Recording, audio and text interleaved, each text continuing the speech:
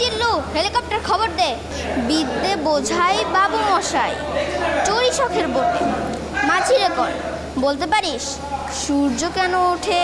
আজকে আমি টিএক্সএলের অফিসের একটা শুটিং করতে এসেছি। হ্যাঁ, মিশকাত আছে, তারপর মান আছে, তারপর তুর্কি আঙ্কেল, দীপা আন্টি। বড়দের সাথে শুটিং করতে ভালো লাগে বেশি না ছোটদের সাথে? সবার সাথেই।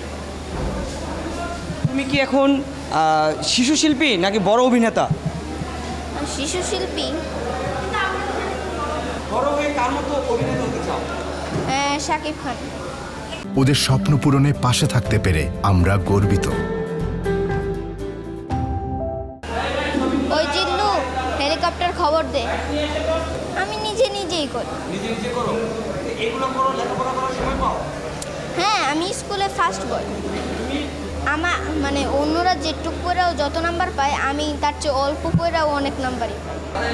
জীবনের হিসাব, সুকুমার রায়। বিদ্যে বোঝাই বাবু মশাই, চড়ি শখের বটে, মাঝি রেকর্ড বলতে পারিস সূর্য কেন ওঠে?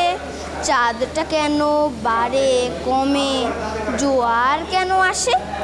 বৃদ্ধ মাঝি অবাক হয়ে ফেলিয়ে হাসে। বাবু বলেন, সারা জনম মরলি রে তুই খাটি, জ্ঞান বিনা তোর জীবনটা যে চারিয়ানাই মাটি।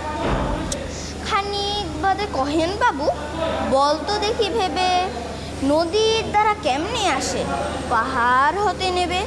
বলতো কেন লবণ পোড়া, সাগর ভরা পানি? মাঝি সে কয়, আরে মশাই অত কি আর জানি। বাবু বলেন, এই বয়সেও জানিস নেও তা কি?